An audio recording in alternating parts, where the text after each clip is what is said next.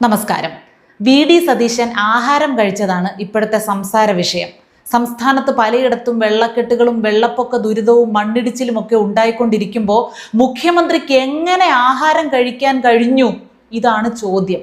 ഈ ചോദ്യം റഹീമിക്ക ചോദിച്ചപ്പോഴാണ് ഒരൊന്നൊന്നര ചോദ്യം ആയത്.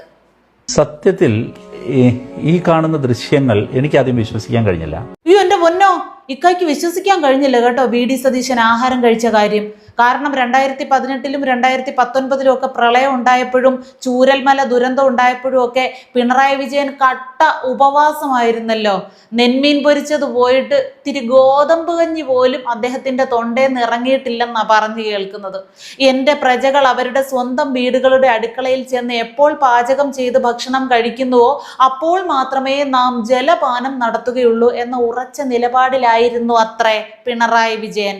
ജനങ്ങൾ വെള്ളപ്പൊക്കത്തിന് ദുരിതം അനുഭവിക്കുന്ന സമയത്ത് സാറേ ഭക്ഷണം എടുക്കട്ടെ എന്നൊരു ജോലിക്കാരൻ ചോദിച്ചതിന്റെ പേരിൽ അയാളെ പിരിച്ചുവിട്ട ആൾ പോലും ആയിരുന്നു അത്രേ ഇന്നത്തെ പ്രതിപക്ഷ നേതാവ്.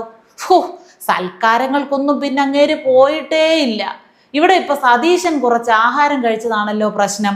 ചൂരൽമല ദുരന്തം നടന്ന സമയത്ത് അമേരിക്കയിൽ സുഖചികിത്സയ്ക്ക് പോയ ഒരു മുഖ്യമന്ത്രി നമുക്കുണ്ടായിരുന്നല്ലോ.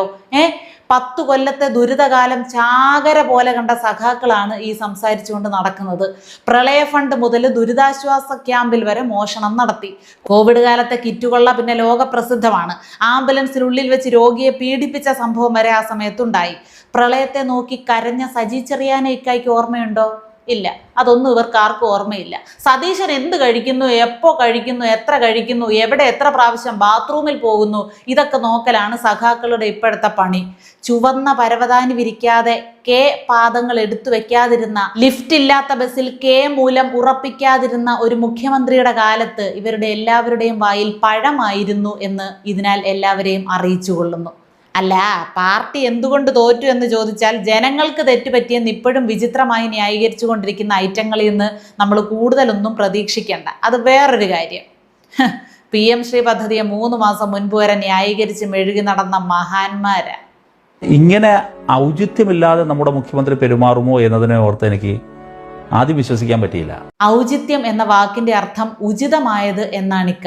ഇവിടെ മഴ തുടർച്ചയായിട്ട് പെയ്തു, പലയിടങ്ങളിലും വെള്ളം കയറി. വേണ്ട നിർദ്ദേശങ്ങൾ ബന്ധപ്പെട്ട വകുപ്പുകൾക്ക് അപ്പോഴപ്പോൾ മുഖ്യമന്ത്രി കൈമാറി. പിന്നെ സതീശന്റെ ഭാഗത്ത് നിന്നുണ്ടായ ഒരു ഔചിത്യമില്ലായ്മയുണ്ട്. നാട്ടുകാരെ പേടിപ്പിച്ചില്ല എന്നതാ അത്. 10 കൊല്ലം പ്രളയവും ദുരന്തങ്ങളും ഒക്കെ PR ചെയ്ത് മുതലാക്കിയവർക്ക് വി.ഡി. സതീശൻ അങ്ങനെയൊന്നും ചെയ്യാത്തതിലുള്ള പ്രയാസം നല്ലതുപോലെ ഉണ്ട്. ഇപ്പൊ പിണറായി വിജയനായിരുന്നു മുഖ്യമന്ത്രിയെങ്കിൽ ഒരു ദിവസം 4 പ്രാവശ്യമെങ്കിലും വാർത്താ സമ്മേളനം നടത്തി ആദ്യം ജനങ്ങളെ ഭീതിയിലാഴ്ത്തും. ആ ഭീതിയിൽ നിന്ന് രാഷ്ട്രീയ നേട്ടം ഉണ്ടാക്കും. ഇതാ ഒരു മഹാദുരന്തത്തിൽ നിന്ന് പിണറായി വിജയൻ ഒറ്റയ്ക്ക് കേരളത്തെ രക്ഷിച്ചിരിക്കുന്നു എന്ന രീതിയിൽ കാര്യങ്ങളെ വരുത്തി തീർക്കും. മുൻ മുഖ്യമന്ത്രിയുടെ കാലത്ത് എത്രയോ ജനങ്ങളാണ് പ്രളയത്തിൽ മരണപ്പെട്ടത്. പണ്ട് നിപ വന്നപ്പോൾ ഇവിടുത്തെ സാഹചര്യം എന്തായിരുന്നു?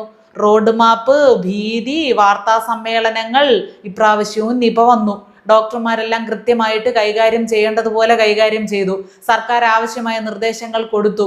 വന്നതുപോലെ നിപ പോയില്ലേ? ഇപ്പോഴത്തെ സർക്കാരിൻ്റെ ഏറ്റവും പോസിറ്റീവായിട്ടുള്ള ഒരു വശമായിട്ട് തന്നെയാണ് ഞാനിതിനെ കാണുന്നത്.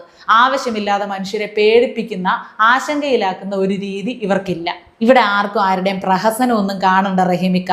ഓരോരുത്തരും ചെയ്യേണ്ട കാര്യങ്ങൾ ആരെയും ബോധിപ്പിക്കാതെ ഭംഗിയായിട്ട് അങ്ങ് ചെയ്തു പോവുകയാണെങ്കിൽ കാര്യങ്ങളൊക്കെ സ്മൂത്തായിട്ട് അങ്ങ് മുന്നോട്ട് പോയിക്കോളും. അല്ല, കേരളത്തിലെ ദുരിതബാധിതരെ ഓർത്ത് ഇക്ക ആഹാരം കഴിക്കാതിരുന്നിട്ട് എത്ര ദിവസമായി? എന്തെങ്കിലും കഴിക്കണേ. കേരളത്തെ പ്രതിനിധീകരിച്ച് പാർലമെന്റിൽ ചെന്ന് നിന്ന് ഇംഗ്ലീഷൊക്കെ നോക്കി വായിക്കാനുള്ളതല്ലേ. ഇംഗ്ലീഷിന്റെ കാര്യം പറഞ്ഞപ്പോഴാ ഞാൻ ഇത്രയൊക്കെ പറഞ്ഞത് മലയാളത്തിലായി പോയല്ലോ. ഇംഗ്ലീഷ് ഭാഷ മാത്രമല്ലേ ഇക്കയ്ക്ക് വശമുള്ളൂ. അതും ഇക്കയ്ക്ക് മനസ്സിലാകുന്ന തരത്തിലുള്ള പ്രത്യേക ഇംഗ്ലീഷ് പറയുകയും വേണം.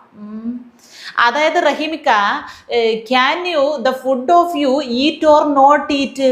U please eat at least a rice and a coconut chammanthi ഇക്ക, പ്ലീസ്. വിരുന്നുണ്ണാൻ ഈ കാണിക്കുന്ന ഔചിത്യമില്ലായ്മ ഒരിക്കലും നമ്മുടെ മുഖ്യമന്ത്രിയുടെ ഭാഗത്തുനിന്ന് ഉണ്ടാകുമെന്ന്. ആഹാരം കഴിച്ചു എന്ന ഔചിത്യമില്ലായ്മ വി.ഡി. സതീശൻ കാണിച്ചു പോയല്ലോ ഇക്ക. ഇനിയിപ്പോ എന്ത് ചെയ്യാനാ? ഇത് തന്നെ ആവർത്തിച്ച് പറഞ്ഞുകൊണ്ടിരിക്കാതെ അങ്ങ് ക്ഷമിച്ചു കളാ. എല്ലാവർക്കും നിങ്ങളുടെ ക്യാപ്റ്റൻ്റെ അത്രയും കഴിവ് ഉണ്ടാകത്തില്ലല്ലോ. മഴ പെയ്യുമ്പോൾ മുഖ്യമന്ത്രി ആഹാരം കഴിക്കാതിരുന്നാലേ വെള്ളപ്പൊക്കം ഉണ്ടാകാതിരിക്കുകയുള്ളൂ എന്ന് സതീശൻ അറിയത്തില്ലായിരുന്നു. ഇത്തരം അമൂല്യമായ അറിവുകൾ നിങ്ങൾ പങ്കുവെക്കുമ്പോഴല്ലേ അദ്ദേഹവും മനസ്സിലാക്കുന്നത്. ഇനി ആവർത്തിക്കൂല കേട്ടോ. പിന്നെ ഇപ്പൊ വ്യാപകമായിട്ട് സഖാക്കൾ പ്രചരിപ്പിച്ചുകൊണ്ടിരിക്കുന്ന മറ്റൊരു സംഭവമാണ് കുറെ ശോക ബാക്ക്ഗ്രൗണ്ട് മ്യൂസിക് ഇട്ടിട്ട് ആ തിരക്കിനിടയിൽ അമ്മയുടെ കൈവിട്ടുപോയ കുട്ടി അമ്മയെ തിരയുന്നത് പോലെ കേരളം ഇന്ന് ആ മനുഷ്യനെ തിരയുകയാണ്, പിണറായി വിജയനെ. ഇതൊക്കെ പടച്ചു വിടുന്നവന്മാർക്ക് ഒരു ഉളുപ്പില്ല എന്ന് അറിയാൻ വയ്യാത്തത്. ആ ചൂരൽമലയിലെ ദുരന്തബാധിതരിൽ എത്ര പേർക്ക് വീട് കിട്ടിയെന്ന് ഈ സമയത്ത് അന്വേഷിക്കാമായിരുന്നല്ലോ കമ്മികളെ. പിണറായി വിജയൻ ഇല്ലെങ്കിൽ കേരളം ഇല്ല എന്നതുപോലെയുള്ള വാഴ്ത്തുപാട്ടുകൾ വി.ഡി. സതീശൻ ഇപ്പോൾ ഇറക്കാത്തതിന്റെ പ്രശ്നമാണ് സഖാക്കൾക്ക്. മുഖ്യമന്ത്രി ഒന്ന് ഹെലികോപ്റ്ററിൽ പറന്നു, ഒരു നെയ്ച്ചോറ് കഴിച്ചു. ഇത് രണ്ടും ഇങ്ങനെ പാടിക്കൊണ്ട് നടക്കുകയാണ്. അതേ ഉള്ളൂ ഇങ്ങനെ പറഞ്ഞുകൊണ്ട് നടക്കാൻ. സാധാരണ ഒരു ദുരന്തമൊക്കെ വരുമ്പോൾ ആളുകൾ രാഷ്ട്രീയവും ജാതിയും മതവും ഒന്നും നോക്കാതെ അതിനെ നേരിടാൻ ഒറ്റക്കെട്ടായിട്ട് നിൽക്കുകയാണ് കേരളത്തിൽ ചെയ്യാറുള്ളത്. ഇത്തവണയും അങ്ങനെ തന്നെയാണ് സാധാരണ മനുഷ്യരൊക്കെ ചെയ്തിട്ടുള്ളത്. പക്ഷെ കമ്മികളുടെ പ്രാക്ക് കൊണ്ട് നിറയുകയാണ് പല സോഷ്യൽ മീഡിയ പോസ്റ്റുകളും. അനുഭവിക്കും, കേരളത്തിലുള്ളവർ അനുഭവിക്കട്ടെ, ഇനി ഇതിനപ്പുറവും അനുഭവിക്കേണ്ടി വരും എന്നൊക്കെ പറഞ്ഞങ്ങ് പ്രാകുകയാ. ഭരണം പോയതിൻ്റെ സമ്മർദ്ദം എത്ര അങ്ങോട്ട് പറഞ്ഞിട്ടും അവർക്ക് തീരുന്നില്ല. ഏതായാലും കേരള ജനത ഒരു കാര്യം മനസ്സിലാക്കി.